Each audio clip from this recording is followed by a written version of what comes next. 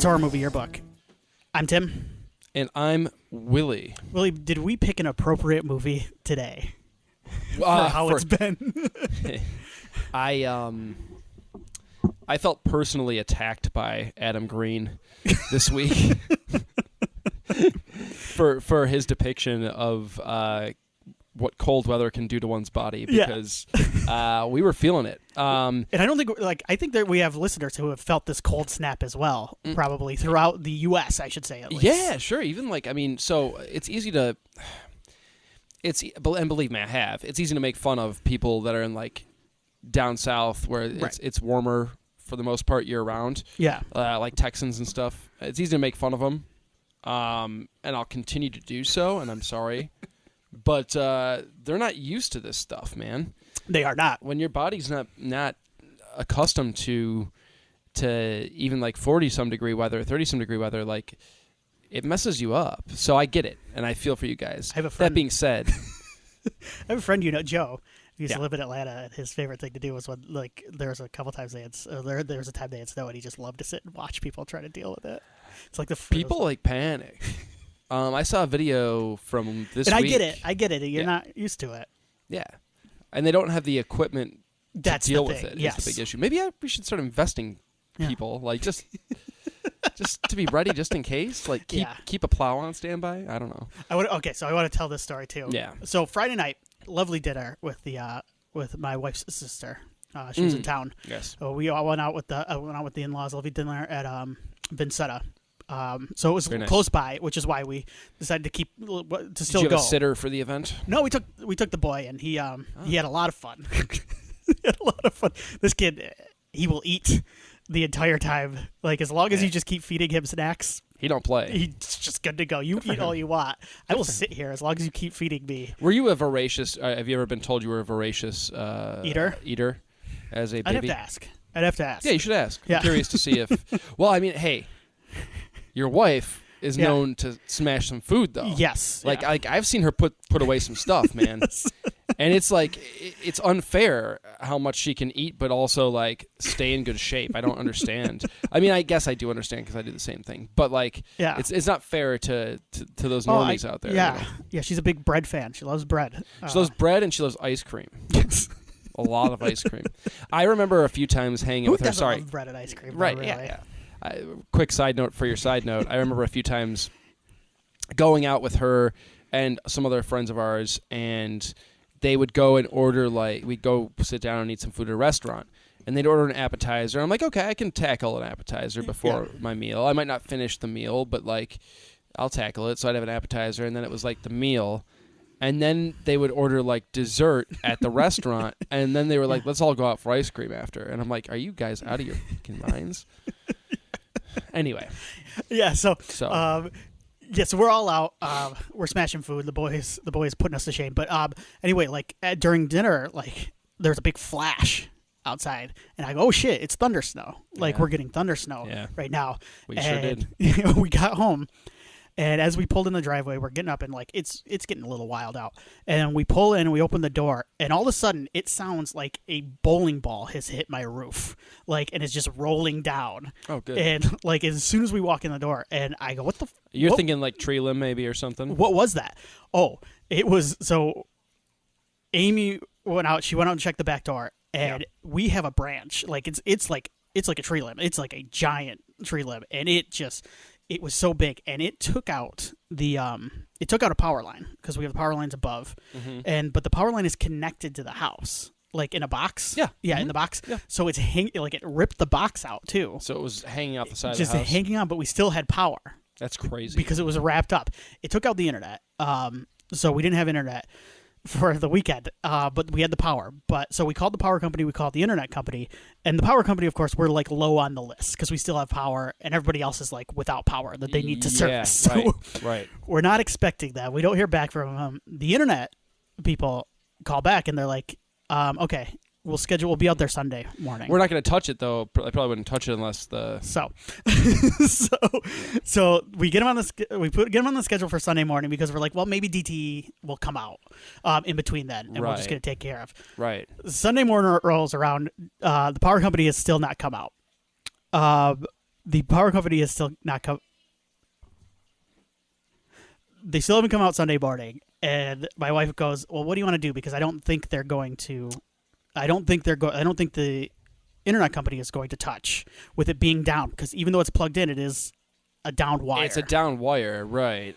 So I look at it, and then I look at my phone, and I realize the Lions playoff game is that night, and I mean, I gotta have internet to watch the game." So I'm like, Amy, let's just see what they say when they come out there. I will take the gentleman to the backyard, and I will show him what we're dealing with here. And we'll say, like, because technically it's still plugged in. You just got to go around it. You just got to go off to the side. So the gentleman comes out. Are you a Lions fan? I didn't know you were a Lions fan. I wanted to watch the game. Yeah, now you are. Right now you are. Yeah. So I wanted to watch the game. So anyway, I bring him out, and I explained to the guy. I'm like, look, this is what we're dealing with. It's plugged in right there, but as you can see, it's a down wire. We don't know when they're going to come out. And the guy, English, maybe not his first language. Okay. I believe he's an Eastern European gentleman. Sure. Just kind of going, okay, no worries.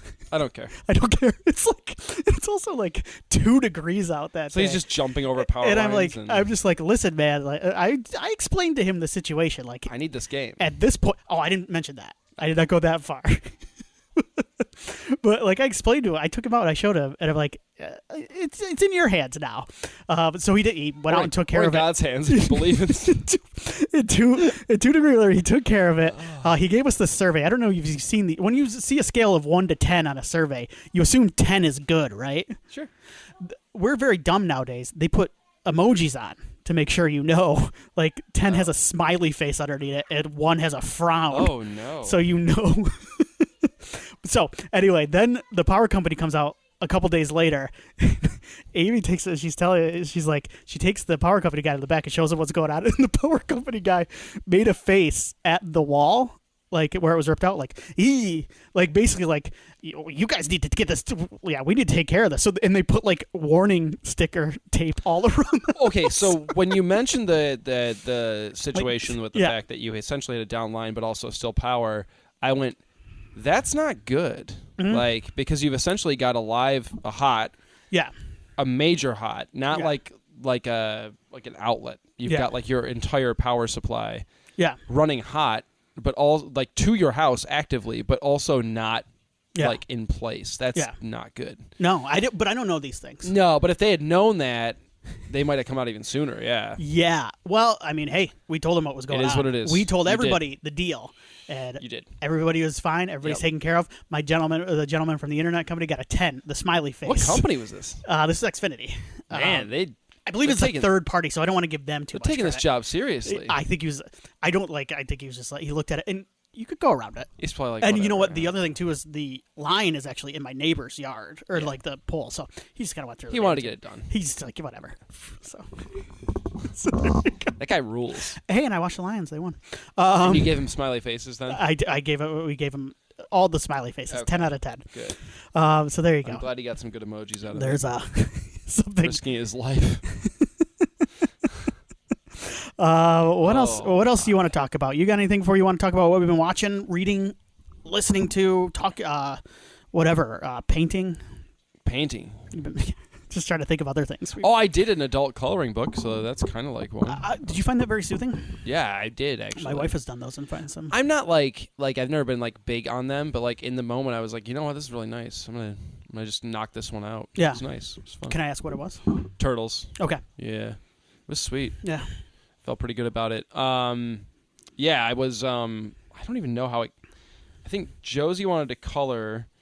And I was like, cool. And she's like, can we color together? And I'm like, yeah. And then we started drawing together. And she had the thing that she does as a 5-year-old where she goes, okay, Dad, I want to do it on my own now. And I'm like, all right.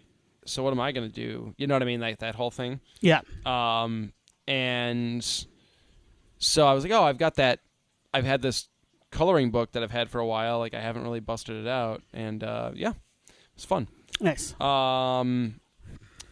Also listen to my fellow commentator from the wrestling company I do commentary with.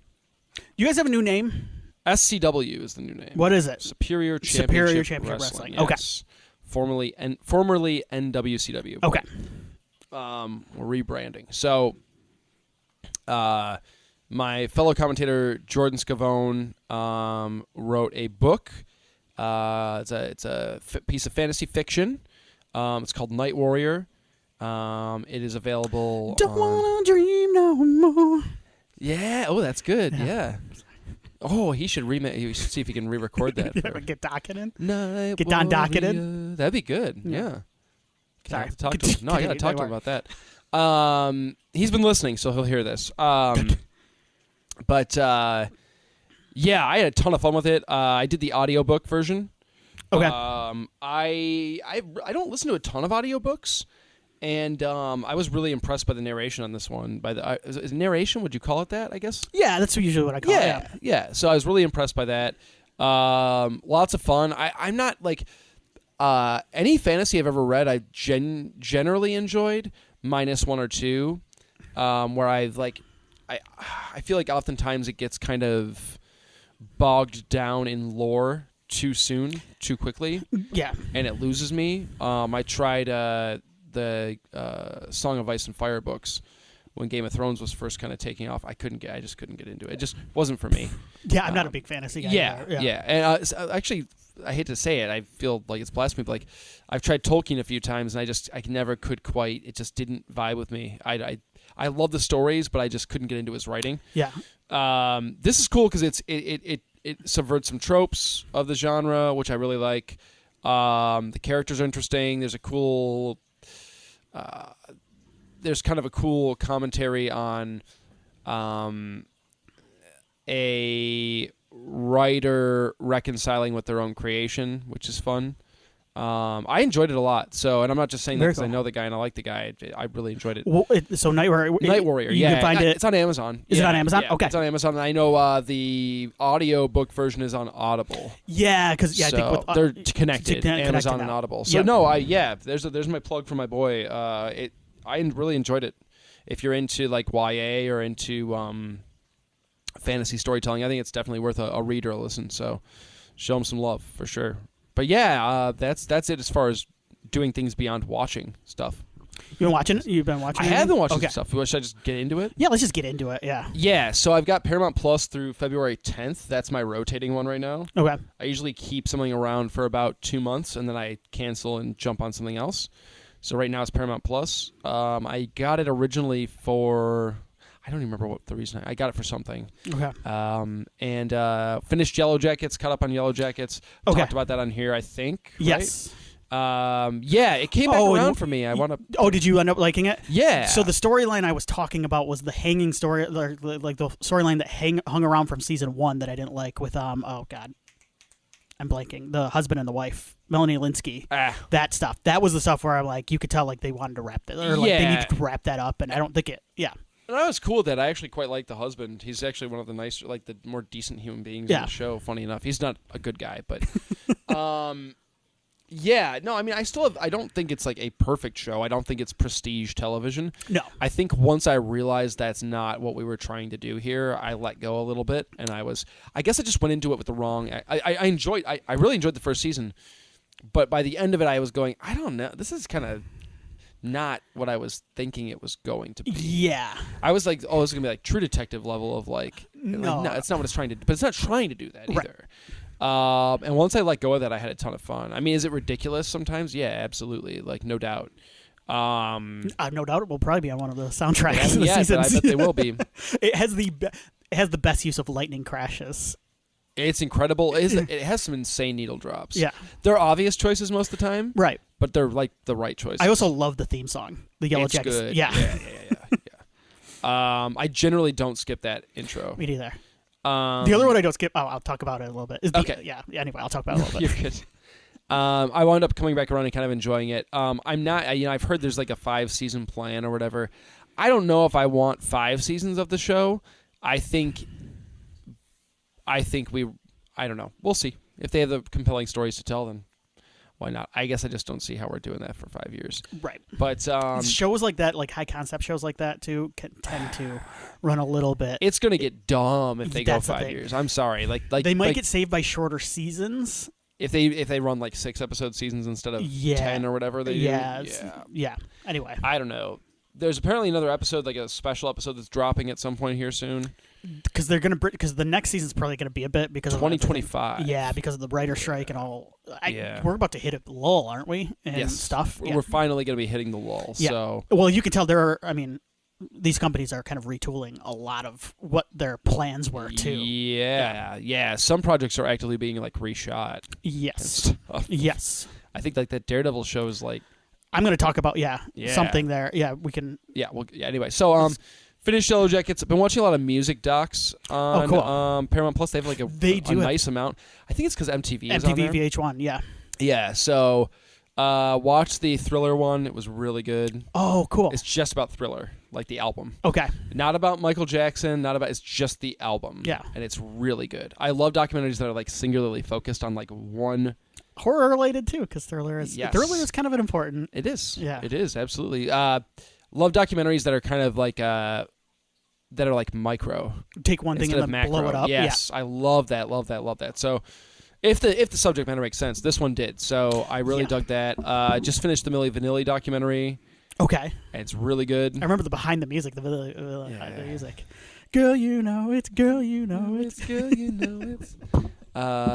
Which is funny because like "Blame It on the Rain's" the same song, right? Yes. Blame it on the rain. I have vague memories of Milli Vanilli as a kid. Yeah, it was early. I mean, they were done by like 90.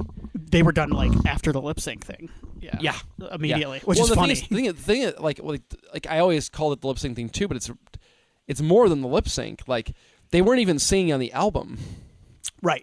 Like it's like insane. Yeah, because I remember when Ashley Simpson went through that thing in SNL and they were calling her out for it, and they're like, well, this is just like Milli Vanilli. And you're right, it's not. Because presumably she sang on her album. Right. But I actually really liked it because it's I don't think anybody at the time like ever thought of how those two guys were affected by it. Like, yeah. Because like they were not the ones that came up with this plot. Yeah. They were two good-looking guys that they were like, these are going to be the singers. And then they didn't like their voices, and they were like, well, it's just... Like, that wasn't their idea. Did they roll with it? Yeah, they made millions. Of course they rolled with it. I would, too. But then, like, God, like, they were the ones that were really adversely affected by it. Like, they were destroyed by it, so... Can you imagine... I don't know, I guess I'm at a different point in my life. I just can't imagine getting that mad. I guess maybe if it was like a Milli Vanilli super fan, like, but I don't know. I just can't put myself in the shoes of someone who feels betrayed by the people who say blame it on the rain. Yeah, right. No, I get that. They were popular at the time for sure. I mean, they went platinum and stuff, so they were a big deal. But I think and they make a point to mention this multiple times and cover it in the documentary is once they won the Grammy. Right. That was where people went, now we have people winning Grammys for stuff they didn't actually perform. That's fair, yeah. Like, that's where people got kind of pissed. And it's still silly. It's a fucking Grammy. Calm down. Like, yeah. In the industry, it's important. I'm not trying to poo-poo it, but, like, it's an award for people who are already famous and wealthy. Let's not...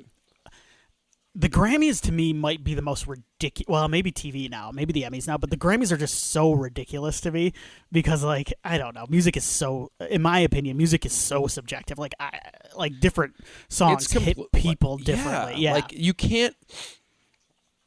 Music is different than, like, there are movies that I think anybody under the sun...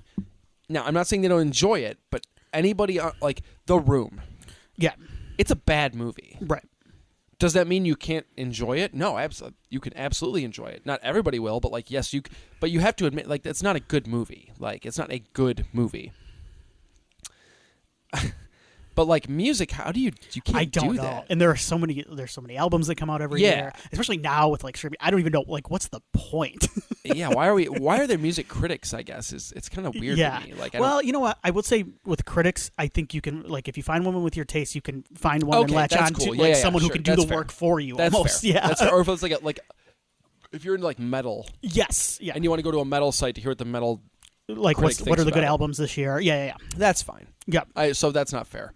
I guess I just don't understand, like, I don't know. I don't know how you can actively say, like, this song is bad, this artist is bad. Like, you can say, like, I don't like it. Right. Yeah, like. For or sure. like this is the best album of the year. You can't. How do you say that with how many albums come out every year? You haven't heard them all. No. So it is what it is. But I don't know. Yeah. So watched a bit of that. Some documentaries and stuff. I think that's about it. That's about where I'm at with it. Yep. All right. I've got a couple of horror ones I want to get to first. All right. Since we are a horror podcast. Let's start with Monarch. Yeah, right. I offered nothing. Yellow Jackets. No, Yellow Jackets and Thriller I would count. I'll give you Thriller. Milli Vanilli, depending on how you look at it. Yeah. Monarch, Legacy of Monsters. I finished it. Yes, you finished it up. It's done. Wrapped it up. I heard it was a bit of a roller coaster of quality. I almost felt bad because I went in the Discord after the first 2 episodes. Like, this is awesome. This is sweet. Because the first 2 episodes are very good. Yeah. Third episode's not as good. And then it becomes a laundry folding show for episodes 4 through 8. Yeah. I want to say. Sounds like a streaming show. Yeah. 4 through 8, I was sitting there going ugh. So this could have been, and then 9 and 10 pick back up again. I don't know if it made up for how boring 4 through 8 So it were. should have been a movie, is what you're saying. Should have been a movie, or it should have been. So here's the thing. I also watched Echo, and I haven't finished Echo yet. That's 5 episodes? 5 episodes, and then I went, similar to Echo, I actually think Echo should have been 10 episodes, and this Godzilla movie the show should have been 5 episodes. Echo was shot as 8. They cut a ton of stuff, I heard. I guess I'll talk about Echo here, too, now. Because, yes, I'm 3 episodes in, I like it. And I'm surprised because they obviously dumped it, and they have no confidence in it. Yeah. And it's probably not doing well. I don't know either. But, I'm 3 episodes in, and I dig it. And I think some of it is with Echo. I really like stories about, Native American myths and legends and lore. It's interesting to you, yeah. Yes, sure. and I've read some of the comics. I've read the Echo stories, and there's one a Vision Quest one that David Mack. Wrote, and I really like it. I'm not a particular Echo fan. She's a cool character, yeah, though. But she's a cool character, and I like a lot of that stuff. And there's also a lot of actors from Reservation Dogs that show up in the show too. 3 or 4. Yes, yeah.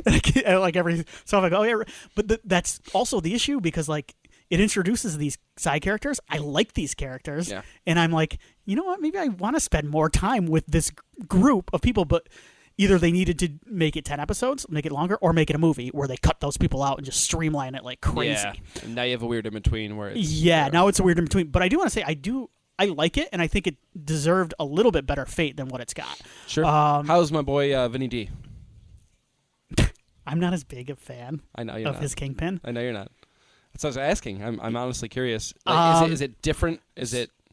Are you kind of feeling the same? I'm kind of feeling the same. I think he's goofy. I think I will say this: the first episode is the most weirdly paced episode of television I think I've ever watched. But it was so bizarre that I was kind of into it because it's just it felt like a comic, and that it's got flashback scenes to stuff that you read because they obviously don't think you remember any of Hawkeye. And guess what? They're not wrong. I liked Hawkeye, but I was sitting there watching it, I don't really know. I remember that. How was I'm assuming Daredevil has shown up at this point? Yeah, but I don't think I'm to the big moments of him. He kind of flashes around. How'd you feel about Daredevil? So the action is good. There's some really wonky edits. I will say this: I think it benefits too from something that these Marvel shows have run into is the effects have been shit. This is not an effects heavy show, and I think that helps it. That's one of the benefits of and I know you've. Have you really tried some of the Netflix stuff? I've Punisher and Daredevil mostly. Daredevil was real. I really enjoyed the Netflix Daredevil. Do I recognize that it didn't need to be 13 episodes a season? Yeah. I would agree with that. I do think though it's a pretty as far as superhero shows go, it's one of the better ones that we've ever got. Okay. Yeah. I know that bar is and it's not that it's not high. It's just it's. Yeah. So I know you said they're retooling the Daredevil show. Yes. Born Again. Are they still doing it in the 6 episode arcs? Do you know? Because I really liked that idea actually. I don't know. Okay. I'm assuming that's the case, but I don't know. The issue with the reason why they're retooling Daredevil is because A, they had the chance to with the strikes, and B, they were they were a certain amount through shooting it, and went maybe we should have a showrunner, right? And then they had hired somebody to be a showrunner, right? Which is insane, right? What a concept. I don't know. Marvel's got to figure that. Well, I think that's kind of what's been happening. Yeah, I think they're starting to. Well, we'll see. I'm very curious. I want so there's that MCU book that I actually want to read quite a bit. Is it Joanna Robinson? Yeah. But that covers. I really want a book about the last couple years when Chapek was in charge, like Bob, because that seems to be the turning point for a lot of this stuff, and I'm very curious to see what's been going on there. I initially when the whole thing, when I say the whole thing, I mean like that post Endgame kind of fluctuations in how people felt about Marvel stuff, the amount of money it was making, critically how it was doing, everything we're seeing now. My initial thought was this was always going to happen after Endgame. Right. And I think to a certain degree it was. And then after like a couple of years worth of movies and shows, I went, no, something's up. Something's definitely up, and I want to know. Yeah. But anyway, I think we have talked about like what my feelings on it too. But I do want to say I let that go. Cool. Back to Monarch though, which I'm like a little bit. I'm actually more mixed on it. Mm-hmm. And this is kind of the general consensus anyway that I've gathered from reviews I have read. The 2015 stuff when Kurt Russell is not on screen is dire. It is just so boring. So anytime Kurt Russell is not involved in the modern era, the 60s stuff. I think it's 60s or 50s. I can't remember right now. With Wyatt Russell, but also Marie Yamamoto, who plays Keiko. That stuff, I like all of the characters in that. Durs. And I really wish like the show was just that. Okay. Because the Flash. I like Skull Island a lot, and I think you did too, right? Yes, I did too. I like the period piece aspect of it. So. I did too. Yeah. So that was the thing. I would probably give Monarch one episode in season 2 to see if it hooks me. Like that's kind of where I'm at with it. I think it's kind of on the bubble anyway. It's an expensive show. Well, we joked about how expensive those Apple Plus shows are, and then I looked at like they released some of their viewership data because like you kind of have to now. The Foundation show is like embarrassingly low. Like is it? Nobody watches it. It's crazy. And, like that has to be the most expensive show ever made. It looks insane. But you know what? Apple has the money to blow. They know, like, these shows are... Well, they do, but Netflix had the money to blow, too. Yeah, I think... I know Apple's a different beast, but... But even Apple's starting to pare back on this stuff. Yeah, well, we saw what happened with Netflix, right? Yeah. Remember when we were, like years ago, we were like, how are they making all these movies? Like... I think with Apple, they see these shows kind of as, like, a loss leader where they know they're going to lose money, but they want to draw people in for their products on top of it so they can sell them iPads, iPhones, stuff like that. Yeah, for sure. It's a little different, yeah.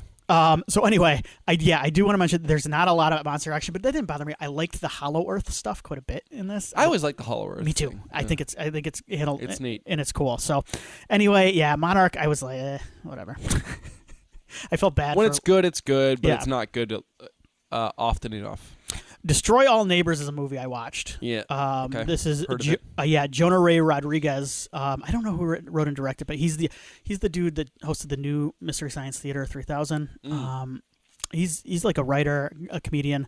Thomas Lennon, John Daly. Okay. Who am I? Oh, Alex Winter. Love Alex. Yeah. So got a soft spot for him. This I've seen a lot of people compare it to like early Peter Jackson, maybe some Sam Raimi mixed in, like kind of like a Meet the Feebles Peter Jackson. That's what Little Monsters remind me of. Yeah. This is a straight up. It's a straight up comedy.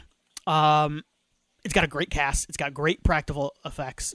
The director, whose name is escaping me, he did like commercials and stuff. I want to say like it's a good looking straight to like video streaming movie. Like it looks good. The humor falls a little bit. I think some of it hinges on how much Alex Winter plays like an Eastern European guy that's like really into like EDM and shit. And I think it hinges on how much you can tolerate of his performance because it's very broad and over the top. And about halfway through it, I've gone like, man, I don't know if I like this performance. Like it's Alex, poor sweet Alex. They let him go.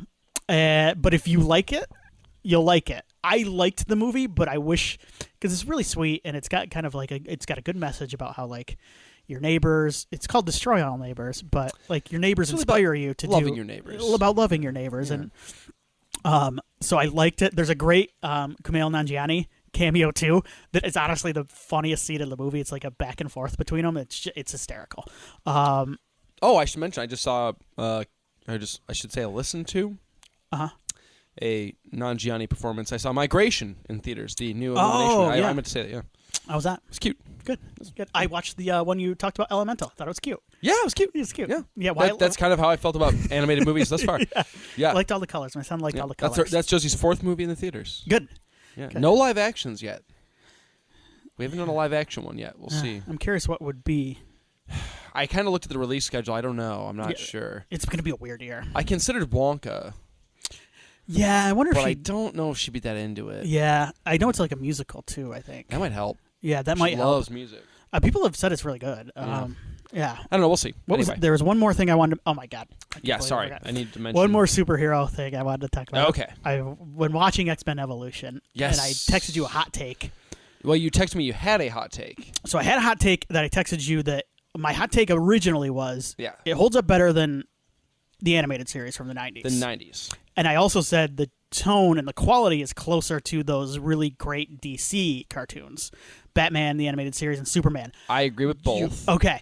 I'm gonna walk back, I think, the tone part of that Batman Superman, because I think it's a little bit aimed towards a younger audience, maybe a little bit. I would agree. At least the first season that I've watched. Yeah. I would agree, but I would agree. Okay. I think it's aimed at a similar age audience.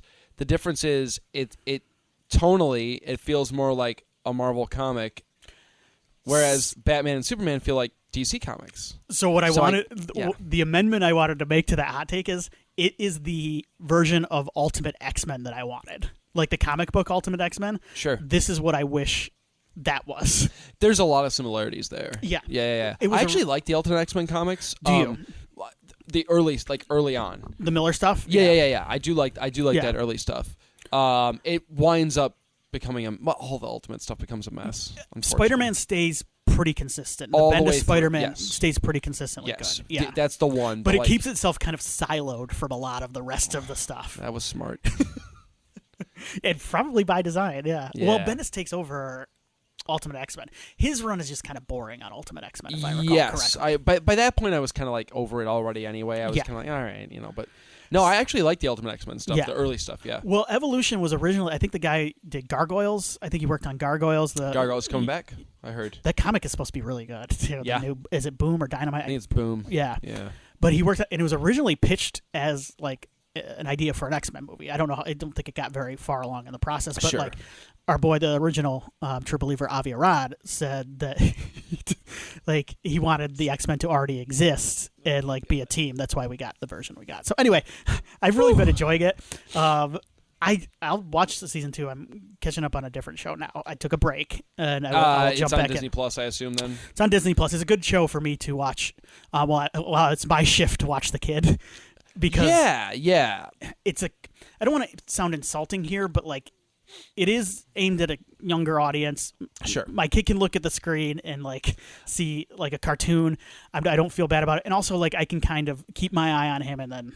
I've been doing the exact same thing with the Ninja Turtles 2003 series. Yeah, which is around the same time. I want to rewatch that. Yeah. It's on Paramount Plus. I've been watching it. Yeah, and it's a lot of people like online will talk about like, oh, it's so much darker, bro. Yeah, it's darker than the 87 series. Like, it's hard not to be. But it's not, like... It feels like one of those shows where, like, if I had a master list of, like, the important episodes that I should be watching, and I could skip some of the... Yeah. I'll be honest, I'd probably enjoy it more. Like, I still enjoy it, but it's... My wife wanted to... She talked about wanting to watch Next Generation, Star Trek Next Generation. Like... You don't want to watch all 7 seasons. Like, let me find a list of you for like the stuff you need to watch. And it's not overall. I think the list would probably have more episodes than not. Right. It wouldn't like cut the show in half. It would be like maybe 3/4. But there's some episodes in there where you're like, what are we doing? Like, I know this is a kid's cartoon, but like, good gravy, this is like the plot we came up with. Is it like a garbage man that's fighting people? I don't understand what's happening. Yeah. But then I kind of love that stuff too. Right. So I don't know. It is. That's kind of the fun of revisiting stuff like X-Files, Buffy, stuff like that. Yeah. Is like you kind of want the stinkers in there too. Yeah. It feels more. It's kind of what I miss. Feels about, right. What I miss about the old model I guess the broadcast. It's even broadcast has gone to shorter seasons. It has now, but back then it was like we're ordering a 20-some episode season, and they go, we've got scripts for like 10, or we've got ideas for like 10, and they go, figure the rest out, dummies. Like, well, I guess we're gonna fight a garbage man. And you do get some diamonds in the rough in there, but anyway, there are some good ones there, yes. But anyway, Time machine time. Let's do it. We're going back to 2004. No, later than that. It's February 10th. Oh, yeah, that's right. I'm sorry. Or February 5th, I was thinking 2010. Yeah, February 5th, 2010. What was I thinking? Maybe because of the Turtles thing? Yeah, that's probably what it was. Yeah. Anyway, right. yes. We're going to run through this top 10 songs, and then we'll What's get our into sound? Sorry. Very good. Very good. It's the wintry winds. It's the winds of winter. Here's what we're listening to on the way to go see this movie, and it's very short theatrical run. Number 10, Hey Soul Sister by Train. I don't like that song. Hey, that one? Yeah. Hey Soul Sister. This is around the time I lived with my buddy Joe, and we would watch a lot of baseball games. Were you at FanVid at this point? I lived in Chicago at this point. You had left. This was right before, I think. No, I believe this is right before I moved here. Oh, okay. I'm sorry. Yeah, because you went down to Indiana when you left. Yes. I'm sorry. My bad. Yeah, I think I lived in Chicago at You're a world traveler. Yeah, I lived with, and we would, they would always, at Orioles games, Baltimore Orioles games, they would play Hey Soul Sister. And we were like, why the hell are they playing that? Anyway. Did they win? It was like after it was either after they win or maybe they lost. Maybe it was like sometimes when you lose, you got to calm the fans down. So you play a little Train. Bring them back to earth. We don't know a lot of these songs. I don't know a lot of these. Hard by Rihanna and Young G. No. Excuse me. Empire State of Mind by Jay-Z and Alicia Keys. It's a good song. Yeah. Song called Sexy Bitch by David Guetta and Akon. No. Replay. Akon. Sorry. Continue. Oh, you've got an Akon story? No, okay. Akon. Like, that's a name I haven't heard in... Was he the I'm in Love with a Stripper? No, I think that's a different... Okay. Akon did... I remember two things about Akon. He did I Just Had Sex with Lonely Island. Yes. Which is great. And I'm fairly certain he's the guy who launched a female fan off the stage. By thrusting into her butt. Her, right? Yeah. He launched her, though. T-Pain is I'm in Love with a Stripper. Sorry. Yes. I had a roommate who really loved... I'm in love with Drake. I got a story about that song, too, but... Number 6 is Replay by Eos. I think... No, I don't know that one. Number 5 is Baby by Justin Bieber and Ludacris. Yeah. I just read a list of the 40 most obnoxious pop songs of Baby's all time. on there? And I can't disagree. It's pretty obnoxious. I've never been a believer. I'm not a big... No, he did that one song for the Karate Kid soundtrack. Okay. I will never say never. Oh, from the... Remember he had the video. It was good. Yeah. That's the one song I like of his. I mean, I'm not going to listen to it right now. Yeah. But yeah. Okay. Yeah. Number 4 is Bedrock by Young Money and Lloyd. So this is I Can Make Your Bed Rock. That's a good song. Yeah, that's good. Number 3, Bad Romance by Lady Gaga. Yeah, love it. Number 2 is Today Was a Fairy Tale by Taylor Swift. T Swift. Let's move on. I don't want to get the Swifties on our tail. Let's move on. Number 1, a song that I loved, TikTok by Kesha. This is TikTok on the... Someone sent a bunch of song. Star Trek original series scenes to this song, and I loved it because they matched the... Was it sweet? They matched clips from the original series perfectly to this song, and I watch it all the time.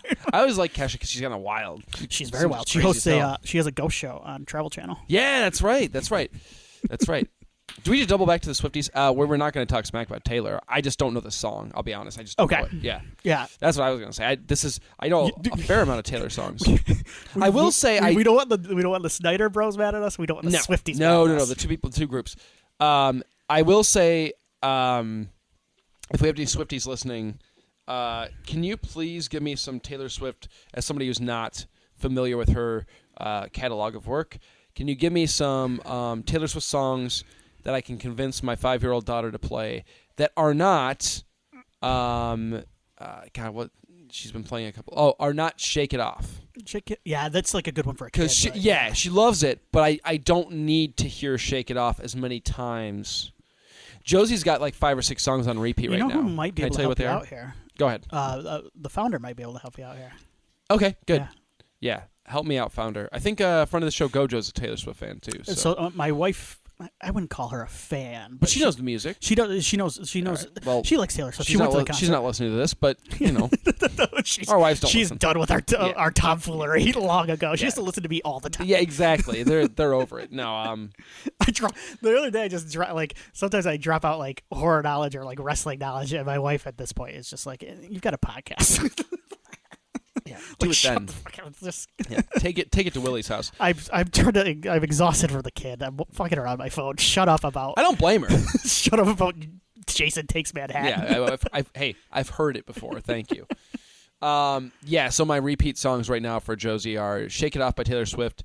I'm getting a lot of "Who Let the Dogs Out" by the Baha Men. Classic. She's discovering the classics. Yeah. Oh yeah, the classics. It's a mermaid party from one of the Barbie films, not the Margot Robbie but like one of the toy ones, one of the animated Barbie films. There are mermaids in the Barbie movie, the Greta Gerwig, Margot Robbie. Well, as there should be.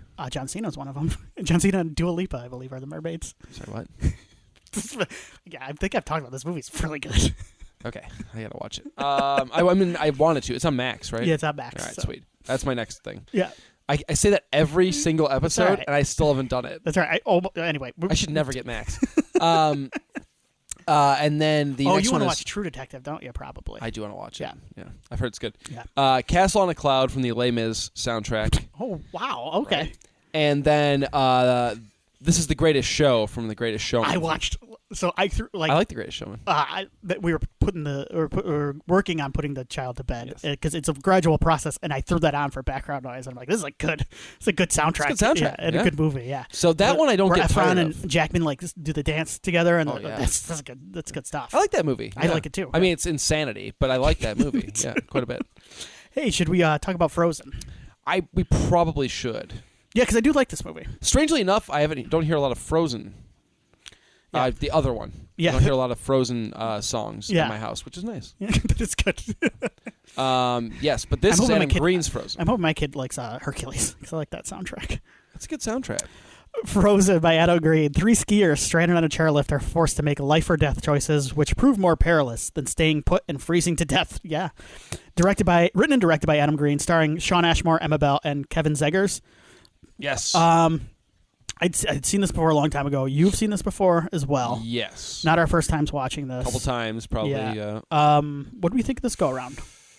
Yeah, I've always liked this movie, and I enjoyed it this time around as well. I think it's I think it's tough, when you make a movie, a horror film, and there's a lot of them with this one location stranded thing.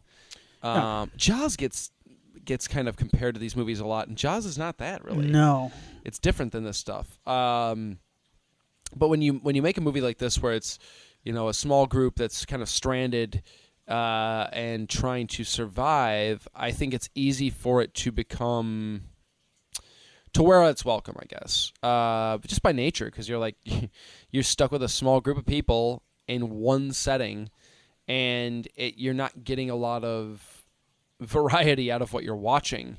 Some of these movies have relied on kind of flashbacks and stuff like that, I think, to mix things up a bit for the viewer. The Descent is one that I would think of. I always think of where it's some of the use of flashbacks and stuff is able to kind of take you out of the cave a little bit, remove you from that, and kind of like palate cleanse before you get back into it. Two very different movies, but I mean similarities though. Yeah, 47 Meters Down, another one that I think is a good example of it. The Blake Lively shark movie. God, what is the name of that one? Oh, I like that. Shells. I like that. Shells. Yep. The alligator one that came out of Crawl. Thank you. Man, you're on point. I love it. Because I'm not. I just said the alligator one. The shark one. Hey, that's why I'm here. But these are all movies I think have similarities just based on what they're doing here. And this time around, I enjoyed it. I will say it's funny because I having recently watched that's right, yeah. The 4 Hatchet films, and having recently listened to some episodes of The Movie Crypt, I see so much more of Adam Green's dialogue in this movie than I did before, and that's not a bad thing. It makes it feel more Adam Green to me. Right. Whether you like him or not, it feels like an Adam Green movie. I always thought Frozen one felt like kind of an outlier in my head before, but I don't necessarily know that it does. I think it still feels like an Adam Green movie. It's just a little bit more restrained in its violence and in its scope than a lot of the Adam Green movies that came before and after, for sure. Right. And whether or not that's a good thing or a bad thing, for me, it's a good thing. I actually really appreciate seeing him kind of containing himself in this smaller. I'd like to see something. I don't want to see Frozen 2, but I'd like to see something more akin to this from him again. I feel like he's a guy with really great ideas, and I really, really enjoy. I do think his dialogue can be a lot of fun, and can have some of that inspired by the Tarantino generation of filmmakers. Like he has that vibe about him, that like lightning fast, like back and forth. That witty dialogue. Everybody's kind of talking about stuff that's not necessarily germane to the plot at that point. Absolutely, yeah. Making references to pop culture stuff, and I like all that. I like that. Yeah, that's the thing. Yeah, I like it's the Kevin Smith. It's people that were inspired by kind of like the Kevin Smith, Quentin Tarantino, that generation of director. Right. Which is when we grew up, so we have kind of probably have an affinity for absolutely, it. Yeah. I like Eli Roth does a similar thing with some of his stuff. There's other directors that I'm not going to try and look for. But what I always remember about Frozen is that I remember it being a mean movie. Like, I remember going, holy shit, like, no one in this movie is going to, like, nothing's going to end well for these people. Like, and I remember being, I don't get disturbed with horror movies too often. There are a handful of scenes in movies, period, horror or non, that stick with me and make me feel like I watched something I shouldn't have watched. Or I don't know if you ever saw a video on the internet as a teen or as a young fellow that you probably shouldn't have seen. Oh, for sure. And you wish you hadn't have seen. Okay, that's fair. Well, we don't need to talk about it. We've all seen videos we probably wish we wouldn't have seen. There are a few moments in movie history that make me feel that same feeling, where I feel like I need to take a shower. Frozen, I always consider it as one of them. Mm-hmm. And we'll talk about the moment. But I think I would argue it might have two moments. Yeah? Yeah. There's one for me in particular. Okay. But I was curious to see if it still hit. And it does. Okay. It still worked for me, and I went, "Oh God, I have that gross. It's indescribable. That feeling of just your stomach feels funky, and you don't feel, yeah." So, I enjoyed it quite a bit this time around. I enjoyed it the last time I watched it, and the time before that. I think it's a strong movie. I think there's the only issues I have with it are I do feel like there's a little bit of beating you over the head with the dynamics of these three's relationships sometimes. We understand, like, it's not that hard to figure out based on some of the early dialogue how everybody feels about each other in this group of three, and it just kind of, we keep hammering that point home a little bit. By the end, I do think that they are able to kind of, Green's able to kind of move past that a little bit and just make them people that are just trying to get out of this. Yeah. And some of that stuff I think works for me. It does. Yeah. It does work. But I don't disagree. We've all been, I think, what's interesting is we've all been one of the three roles in that situation, I think, at some point in our lives. Mm-hmm. And we've all been the outsider in a relationship with somebody we're now with these two people who have a history.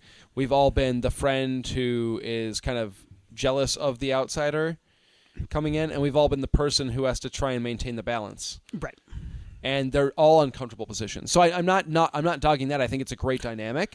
I think sometimes it gets a little bit heavy-handed at times. Yeah. Especially post tragedy. Yeah. Where I'm like, God, at this point, you would move the fuck on and try and yeah. But anyway, I really enjoy Frozen. I think everybody should check it out. I think it's been lost in the shuffle, probably because another movie with the same title came out, and it's hard to Google this movie. Well, it got kind of lost in the shuffle upon release too. Yeah. I've got some stuff on that later on, but okay. So how did you feel this time around?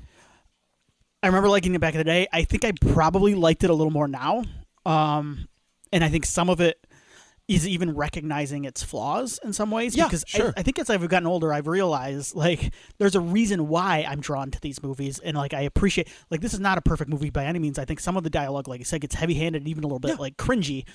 Mm-hmm. But that's kind of the charm for me in a lot of like it's indie his horror. second movie. It's his second movie, or no, third. Yeah. I'm sorry, third. Well, but but like I like that, and like part of it is like how they shot it and some of the stuff they had to do, and it is what it is. But I like that, but it also feels like raw and honest in a lot of ways too. It feels like someone pouring their heart into that stuff, and you know I've grown to appreciate that as I've gotten older. Like, anyway.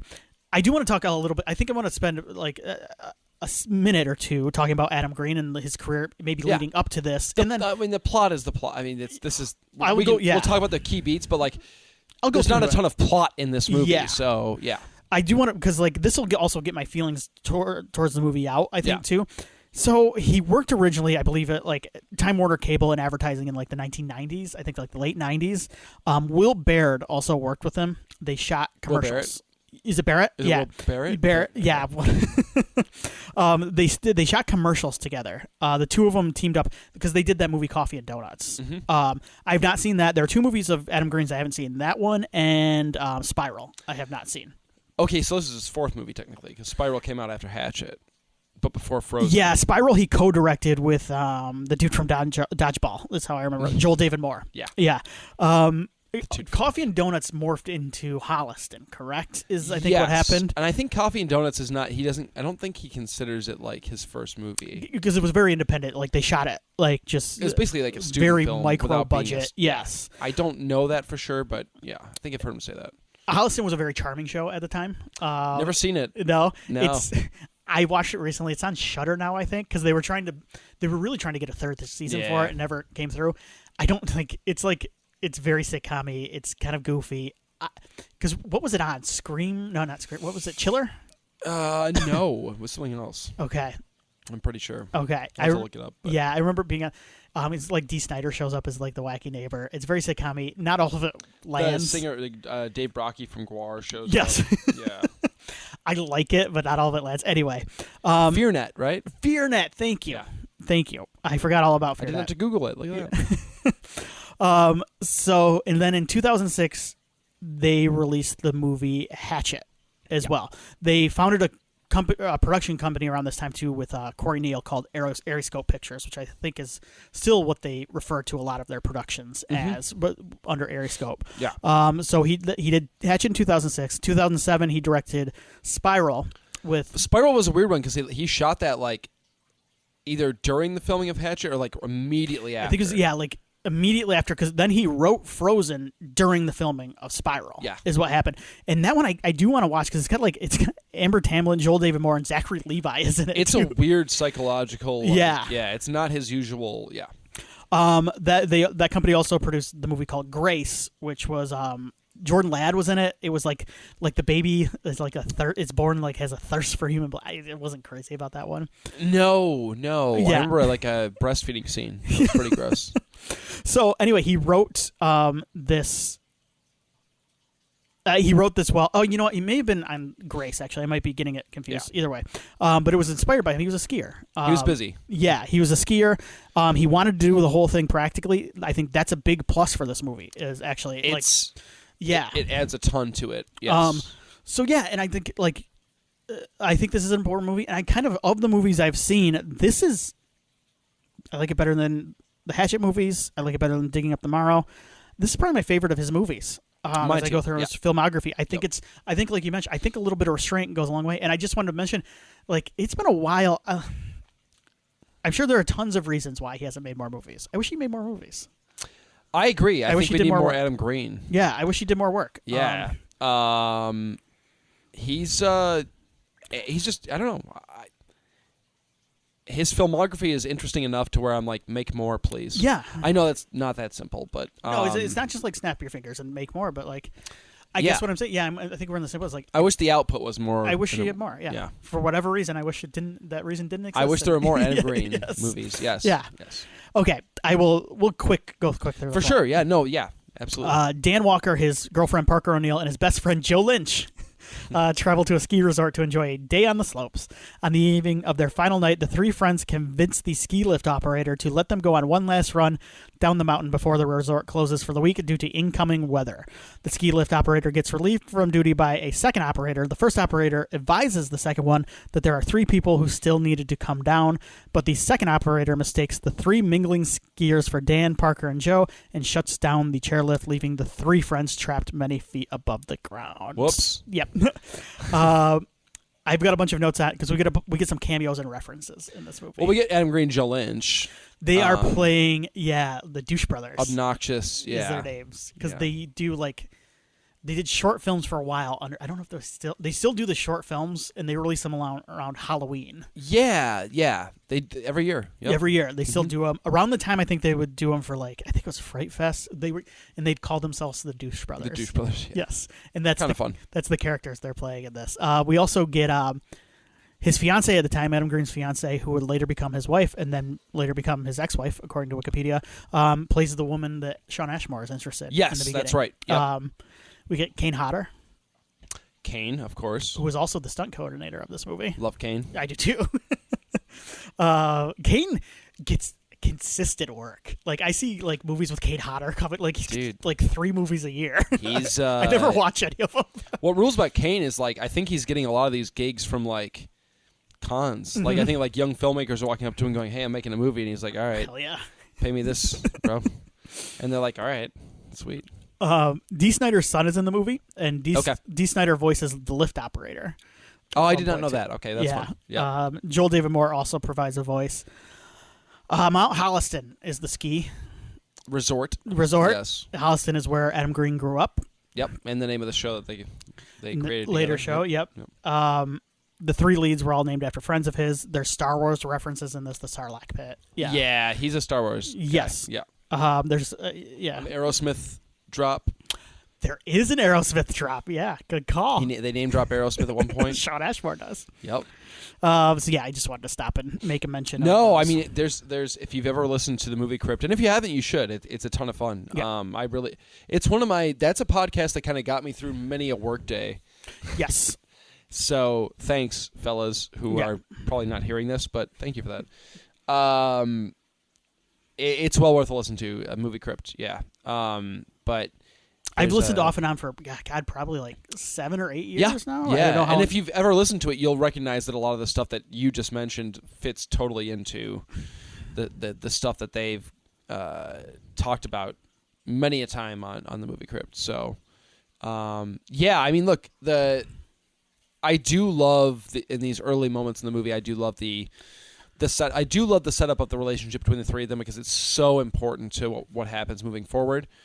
I really feel like in a very short period of time we get to kind of know who these characters are, which I like a lot. There's a really nice kind of succinct way of identifying not just the relationship to each one, but each one shares, but identifying kind of who they are as individuals too, and I like that a lot. Yeah.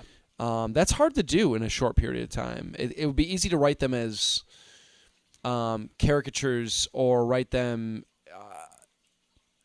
in much simpler, I don't know, primary color versions of themselves. But he's able to do a pretty good job of, through dialogue and through, and to be fair, the performances too. Mm-hmm. I think they're all strong, all 3. Through their interactions and the way that they look at each other in certain situations, like you watch the reaction to Shawn Ashmore's character flirting with the female skier. Yeah. And you watch the reactions on the face of his best friend and then his best friend's girlfriend.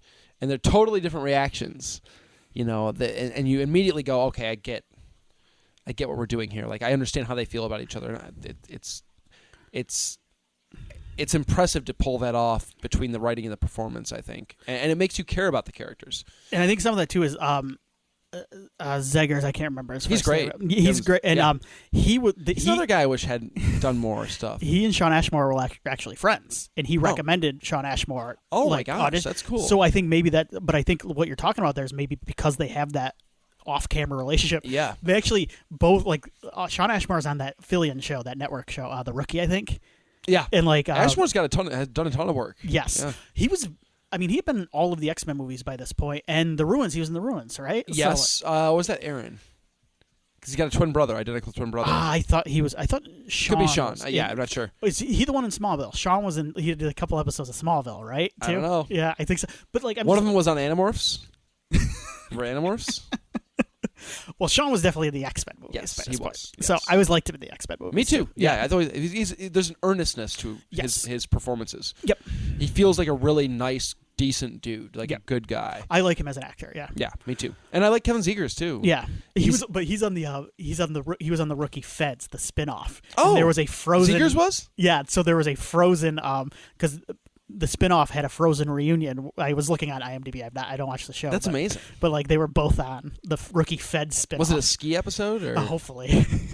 One can hope. Niecy Nash spinoff. Oh, okay. Yeah. And for that matter, the actress who plays Parker, why am I doing Oh, yeah. She was on The Walking Dead. She played Amy Emma Bell. on The Walking Dead. Yes. Mm-hmm. I really like her stuff, too. So, yeah. all three. She's good in this, too. She's given some tough stuff to do later on. And sometimes when you when you have a spoiler alert, a lone survivor, like the last one standing in peril, that's a tough performance, I think, to pull off, like without just screaming a bunch. But she's phenomenal. So yeah.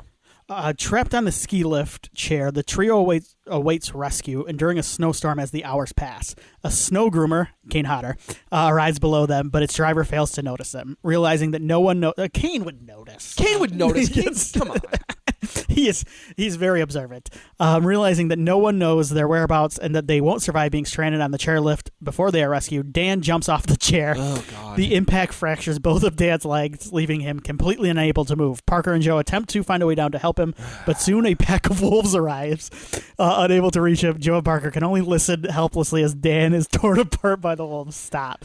I'm laughing because this art is like it's equal parts disturbing and really funny to me. Like it's so mean that there's a funniness to it because it's like the meanest thing. Is it like there's like a howl at one point in the background, like and I just laughed. I busted out laughing when I realized what was gonna happen. Yes, pre-eating, right? Yeah. There's just a dark, just such like a. It's so nasty and dark that it's kind of humorous in its own way, right? But then the actual like eating happens. This is the scene that I was referring to. This is the one? Okay. Yeah. There's one later on with the skin. Okay. Yeah. That bothers me not nearly as much. Okay. Do you know why this one bugs me? First of all, the sound design in this movie is really good. It's really good, and they used real wolves. Which is awesome. Yeah. I had a wolf. Yeah, you did. Growing up. Yeah. And he looked a lot like one of the ones in this. The wolf trader's name? SLED Reynolds. Which is There's no way. I guess that's gotta be a gimmick name, right? It's gotta be a gimmick name. SLED Reynolds. He worked on Ghost in the Darkness and Dancing with the Wolves as well, but SLED Reynolds. We gotta get this guy on the He show. looks like a wolf trader too. We gotta get this guy on the show. I'm gonna get a hold of SLED. Anyway, sorry. You had a wolf. Yeah. Yeah. Oh wait, why did you find it disturbing? That. Sorry. Well, okay, so, and it's funny because I have a similar reaction to a scene in Friday the 13th Part 4 that everybody always laughs at, and I'm like, no, this is horrifying. It's not the fact the guy gets eaten by wolves, like I've seen worse, and it's actually pretty restrained in terms of what you're seeing on screen, which makes it work better, I think. Yeah. You don't see him actually dying. You don't see you don't see the aftermath even. You see the after effects later on when she's making her way. Well, you back. see Sean Ashmore's body. Oh yeah, okay. So you don't even see the after effects of her boyfriend. Okay. Like, I don't think you ever see his body after the fact at all. Okay. You see their reactions to looking down and seeing it, which is way worse. Yeah. So I agree. I think, and then, you know what? That's a smart choice by him. So too. smart. Yeah. So Especially smart. for a guy who's a gorehound. Yes, the fact that he was able to restrain himself because it could have gotten nasty with it, but it didn't need that. Like you see the wolves approaching. I think you see one grabbing on like his leg and his shoulder, and that's all you see. And the rest is screaming and gurgling and snarling. But the thing that gets me is when there's always something about in movies about a character, and I just realized I had an epiphany here, and it's freaking me out. So deal with me for a second. Yeah, no, go for it. The most disturbing death scenes in movies for me are the ones where a character realizes that they are going to die, and not good, and badly. Yeah. And they have there's no way out of it, and they're like they recognize things are about to end in the worst way possible. So him going, "Don't let her watch," is I don't like it. Like I don't like that. Like 'cause that is a good, yeah. He literally is going. He's already his legs are broken. He's been in excruciating pain. He's terrified, and now the wolves are approaching, and he literally goes, "Don't let her." Like his last thought is, "I'm about to be ripped to pieces while I'm alive." Yeah. And this is different too than Quint from Jaws, knows he's gonna die too. But he's flipping off the shark practically. And that is exactly how he wants to go too. Like deep down, it's different. It's still nasty. Yeah. But I liken this death, funny enough, to there's a death in Saving Private Ryan. Yeah. You know what I'm talking about? It's been a while. Adam Goldberg. Okay, yeah. When he's like, stop, please don't, please, and like he knows the guy's gonna kill him. I can't. Yeah. And then there's a death in Friday the 13th Part 4 where the guy goes, he's killing me. That actually freaks me out. No, I get it. That guy has he's admitting I'm dying right now. That's freaky. So I'm glad you reminded me of the part where he says, "Don't let her look," because that part is really effective. Oh my god! But the part that I don't like it. The part that I did laugh at it was the howl because I'm just going ahead of time when they're like, "Oh, yeah." I mean, because you're just like, "Oh my god, they're gonna eat him now." Because it's right after the leg break, which is fucking gnarly too. And then he immediately sets up. It's about to get worse, and it does. No, the don't let her look thing messes me up. Yeah. Everything is practical on this. Like we mentioned, the wolves are all real. This was shot on Snow Basin Mountain in Huntsville, Utah. It was a lift that was no longer in use and hadn't been since the 1970s. Wow. Adam Green claims that one of the workers, and this was backed up apparently by someone in the crowd at a Q&A at one time, but it claims one of the workers on the mountain committed suicide on that lift at one point in his history. He shot himself, and one of the workers took him around and showed him the bullet from the suicide on the lift. The film was shot in order chronologically. Sounds like a bad idea. Anyway, chronologically in order, so they had to deal with altitude sickness, windburn, sunburn. I'm bringing all this stuff because I think a lot of it really works for the movie. Yeah, I'm not one to. I'm not a proponent of torturing your performers, but if you're ever gonna do it, this is the movie to do it, right? Yes. Yeah. Kind of. Yeah, and he did he said he would in solidarity, because when they were up there, they couldn't eat, go to the bathroom or anything. He said he wouldn't eat, go to the bathroom. He was in the same boat as them. He doesn't seem like the type. He's not a Kubrick. No, not at all. No. The next morning, Joe makes another attempt to make his way down by clasping onto the chairlift cable. The hands. Yes. Yeah. Ugh. That part. Are those so I've always wondered about that kind of steel cable. Would that tear through gloves that quickly? I assume it would. I think it's plausible at least. Yeah. I'm not. This might be one where we call in the founder. I'm no expert. Me neither. Yeah. Although I don't know if the founder is an expert on. Is steel cable like that wrapped that in I guess whatever cable they use for ski lifts. Would that tear through your gloves like that? But it's nasty. Know. It's nasty. Yeah. The vibrations cause the securing bolt of the chair to loosen. With the razor sharp cable having severely injured his hand, Joe makes his way onto a nearby support tower, clambering down the service ladder. On the ground, he is confronted again by the gathered wolves, though he fights them off with a ski pole. Promising to Parker that he'll return with help, Joe begins traveling down the mountain as Parker's discarded snowboard, the wolves pursuing after him. So I've heard a lot of I've heard a lot of criticisms about this movie with regard to its depiction of wolves. Oh, okay. I heard a lot of like they would never bother going for the second guy because they would be like they'd ate a full body like the day before. Who cares? It's a fucking horror movie. Like you got to let that go. And I'm just gonna say like I don't have a large knowledge of wolves like and their eating habits. Sure. Like I'm not thinking that during the movie. I'm thinking, oh fuck, there's still wolves. They're gonna get them. Yeah. yeah, exactly. Yeah. Like sled faster. So yeah. I'm just throwing that out there. Like that goes I get along it. with like the cell phone complaints. And honestly, skiers a lot of the time wouldn't bring cell phones with them on hills like this. Maybe now, but like, you wouldn't get reception. You wouldn't get reception. This is not. You might break your phone too. Like I would bring it now that I've seen Frozen. But. Well, yeah, you would want it, but the thing is, like up on some of those ski hills and stuff, they don't. You're not getting killer reception. Right in the middle of a storm like they ever have it. Like they close the ski, like they close it for the weekend or whatever, like the long weekend or whatever. But like. If I recall correctly, that there's kind of like a winter storm coming through too. Like yes, your reception would be garbage. Yeah. Now, I've lived in Colorado. Right. Mind you, this was back in, this is back in 2008. So this is only a couple years before the movie. If they shot this thing in 2009, yeah, right?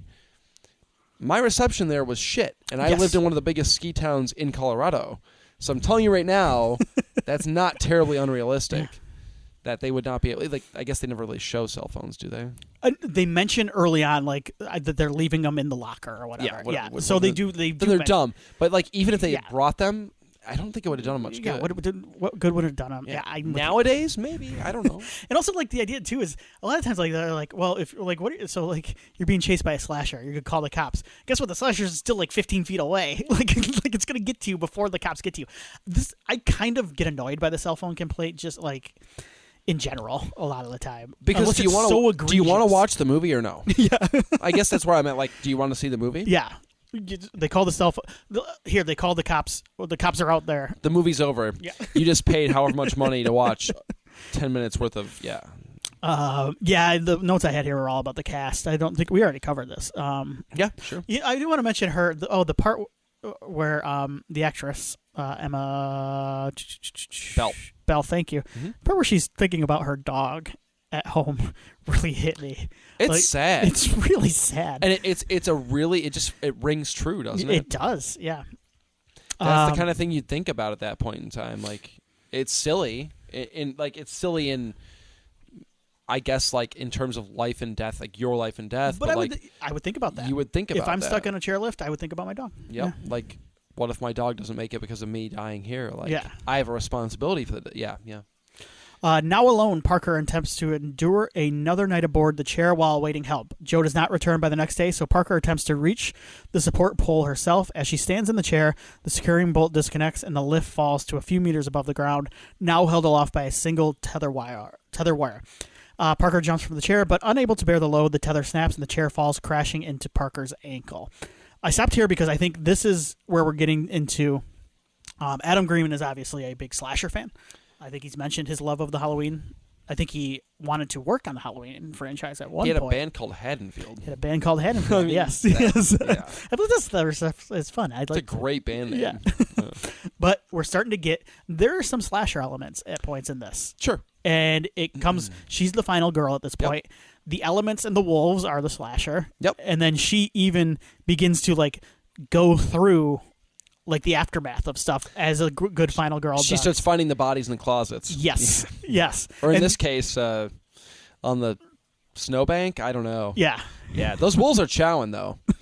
They're like hungry boys. Hungry boys. See, the wolves do ignore another meal. They're like, we're full. We're good. You can go. That's fine. Not enough meat on them bones for the wolves here. You're right. And the ending too, like it's very Texas Chainsaw Massacre where she runs out. I'm sure it's probably the strange driver pulls up and helps her into the car, and yeah. Oh, sorry. Go ahead. We do have a bit of a coda, a bit of an epilogue to this film. I've got one more. Good. You want me to go to it? No, go ahead. Yeah. Oh, sorry. Parker begins to slide and crawl down the mountain. Halfway down, she encounters the wolves feasting on Joe's mutilated corpse. Too occupied with Poor eating. Joe, he tried. They ignore Parker as she continues down. You're right. It is Joe's corpse that we see. eventually reaching a road and attempting to flag down a passing car. While it fails to notice her, another soon appears and driver stops, taking to her a local hospital, telling her that she will be okay. Parker closes her eyes, remembering Dad's words to her. Yeah, effective ending works for me. Yeah. I'm glad she lives. Boy, that would be really dark. Yeah. If she didn't. No, I was going to say, we do get a chance to see what becomes of Parker after the events of Frozen. I don't know if you're aware of this or not. I'm not. Did I miss something? In Hatchet 2. Oh, that's right. Yep. She is on TV in the background being interviewed about suing the ski company and how she said she says I'm never skiing again. So there's a fun little bit there. It's Emma Bell on screen. Yep. In Reverend Zombie or whatever his name is. Yeah, something like that, Tony yeah. Todd character. Yeah. He's on she's on the TV in the back. So we get to know, hey, she got through it. She made her way back to civilization and probably is going to make some decent, money off her horrible ordeal. As she should. She deserves that and more. So just a couple of little notes before we wrap up here. Yeah. You remember Butt-Numb-A-Thon, the Ain't It Cool News event? Yes. By the esteemed Harry Knowles. Yes, who wore an adult diaper during that marathon. Did you hear about this? I say esteemed, but Harry Knowles has been outed as a big, I don't know scumbag, how we right? can even call it outed. Like, we knew this. I think there were certain things. For those, Ain't It Cool News was a website. That and Chud and what's funny is a lot of the people that around that scene were outed at some points. But they were the first film nerds to become film celebrities. One of them, Mr. Beeks. You remember Mr. Beeks, right? I sure do. He wanted to write a book about that time period. I really wanted to read it because I do think it's kind of an interesting, nerds with too much power gone wrong. There's still some out there that I have weird vibes about, and I'm never going to call people out because I don't know. Yeah. There are still some from that generation out there that are still active, and I go, When was this record? This was around. This was a few years back now. This is a while ago. Anyway. Well, when the Devin Faraci thing started up, I think that was yes, and because it was. But Harry Knowles also. I think Ain't It Cool News still exists. So yeah, it was a website. It was kind of the big new movie nerd website. I would read it. I always like Quint from Ain't It Cool Quint. News. Yeah. I like Beeks. He's talked about it. Yeah, I think the Harry Knowles stuff. Outlaw Vern got to start there. I've always liked his writings. Yeah. Anyway, there's some cool people that there were good. Yeah, Harry Knowles was never my favorite. Everybody is some sort of scumbag. No, but, for sure. Yeah, people just worked there. Yeah. People just wrote there. So yeah, it was a big thing around the time. And this was his birthday, but he runs the site still. I think the site is still around, and I think he pretends to be his sister. What? It's insane. It's got to be some sort of tax loophole or something. Oh man. But yeah, Butt-Numb-A-Thon was it was a 24-hour or 48-hour event for his birthday every year. Yeah, weird. And they would show big movies.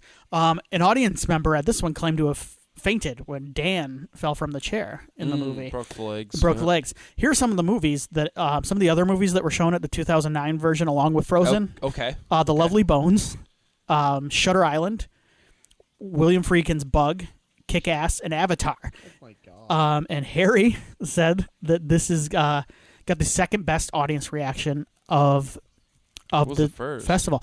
My guess would be out of those probably Kick-Ass. For that crowd, you think? That's kind of a riotous, yeah. Yeah, I would think. Man, what a lineup! Yeah, they went to Avatar in the midst of that insanity. Avatar was the closer because remember they used to do secret movies too. And Avatar. Can you imagine watching Frozen and Bug, and then we're gonna wrap it up with Avatar? Yeah. Take me to Awa or whatever the hell the Jim Cameron's. Yeah. Yeah. Oh, Avatar 2, kind of sweet. Pandora. Take me to Pandora. I kind of like the Avatar movies, honestly. I've seen the first one once. Yeah, I'm good. Not for me. It also played Sundance. It got a small theatrical release in the U.S. I caught it on video because I remember the buzz. Yeah. A lot of the buzz came from those websites we talked about. At the time. Yeah. Well, he was after Hatchet. Spiral kind of went under the radar a bit, but after Hatchet, he was kind of like on the rise, as they call it. And so when this came out, I had heard about it through websites like Ain't It Cool, and when it dropped on video, I grabbed it as soon as it was available at the video store. So yeah. Very cool. Any final words on Frozen? I think it's really great, honestly. Like I do think it's I think it's relatively timeless too, which is nice because of kind of the lack of major like incorporation of technology like cell phones and stuff. I mean, it's mentioned, but moving forward, we're going to have these. I'm holding it. I think the practical effects too goes along with what you're talking about too, because we're not seeing from a straight absolutely. No, I think it's kind of timeless, and I have minor gripes, but I don't even like to me the minor gripes I have don't really even warrant any sort of major. I don't know. I don't feel like the need to talk about them because I think it's a strong movie. Yeah, and I think a lot of people probably haven't seen this. I think there are probably people. Yeah, I think there are probably people listening that may be younger. This may be one that have slipped through the cracks. You can't Google it. You can't. Yeah, you can't. Yeah, you can't. You have to put in Frozen 2010. You have to. Yep. Trust me. Or Frozen Adam Green. I've done it a few times. Yes, me too. So, no, I think it's really, really worth a watch. And I'd love to see this movie get kind of a reassessment. Not that people didn't like it when it came out, but I'd like to see it get kind of a reappraisal. A Scream Factory Frozen would be sweet. Yeah, because I don't think the DVD had much in terms of special features. No. I think he's done some commentaries for like the Patreon of like Movie Crypt and stuff like that. And there may be, but like I don't think the DVD. I think it had some like behind the scenes stuff on it, but I don't think it had stuff like a making of. I would love a documentary, like a 60-minute like the shit we all like went a retrospective. Through. Yeah, me too. I'd be into that. Me too. So yeah, Frozen's worth a watch for sure. Absolutely. Okay, cool. I agree. Our next movie was going to be Lord of the Flies. From 93, I believe. And after the show, I'm going to talk to you about our recording schedule because we're going to need to be a little bit later on this one. We're going to have a week off in between. So, all right. I'm curious to hear what this is all about. No, it's just, yeah. Anyway. I'm sure it's not that exciting. It's not that bad. But I just wanted to give the listeners a heads up. Yeah, yes. We'll have the Tiny Terror out next week off, and then we'll 1990, be back. I'm sorry, 1990. With the Lord of the Flies, and then maybe I can brush up on my Yellow Jackets. We can talk a little bit about the similarities between the two works. So I was inspired by watching Yellow Jackets. Lord of the Flies is one of the only books I was assigned to read in school. Yeah. That I read and went, oh my god, this is sweet. I was super into it. So I remember watching the 90 movie. I've seen both versions. The both American versions are popular. They're not American, but like both English language versions, and the 90 movie always stuck with me for some reason, even though it makes some changes from the book. So yeah, it's a scary, it's a creepy, nasty book. So I think it counts as horror for me, at least. Oh, there's a Blu-ray on it too. It's on Tubi. It is on Tubi. It's on the tubes. Yeah. I was trying to see if I can jog my memory on this. I don't think I've ever seen this. This will be a first time watch for me. I'm excited. Good. I'm glad. I've read the book. It's been a long time. I've read the book. I liked the book, but. Yeah. Okay, cool. All right, so that's what'll happen. We'll be back then. Thank you. horrormovieyearbook@gmail.com. We want emails. Yeah. Please send us an email. Yeah. So, all right, everybody. Send me Swiftie songs when you're when you're writing your email, please. That'd be great. All right, everybody. Take care. Stay safe. Stay scared.